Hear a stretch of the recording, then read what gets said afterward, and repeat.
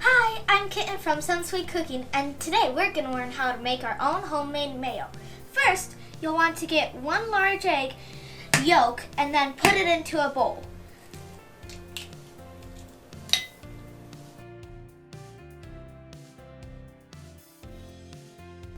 Next, you'll want to add in some red or white vinegar and some Dijon mustard and mix it all up.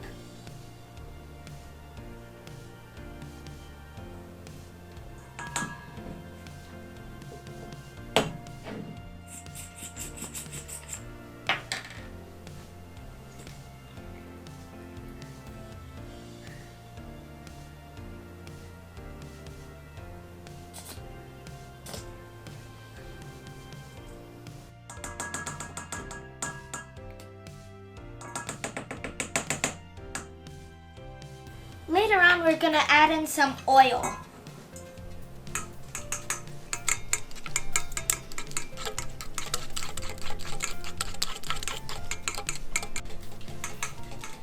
You'll want to add in the oil slowly. And when I say slowly, I mean like 5 or 6 drops at a time.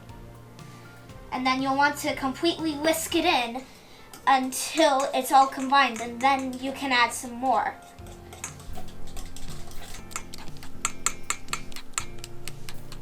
Only add in a few drops at a time until it thickens, because if you add too much oil in the beginning, your mayonnaise will break.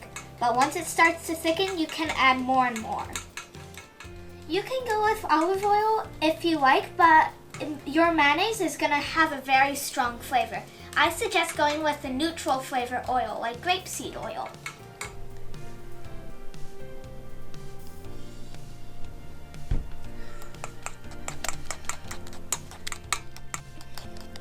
If you see a lot of bubbles, that's good. That's what you want, because you're mixing basically oil and water.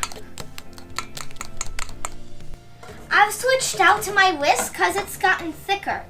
And you can add in a bit more oil, not just a few drops at a time. With the whisk, this will take about 15 to 20 minutes, but you can also do this with an immersion blender or food processor. Don't be afraid to add too much oil or overmix. It takes a lot of mixing and oil to break this. Look how thick this is. And this is just 4 liquid ingredients acting as a solid. Isn't that wonderful science? This is the consistency you want. Perfect for any kind of sandwich or salad. Kitten signing off.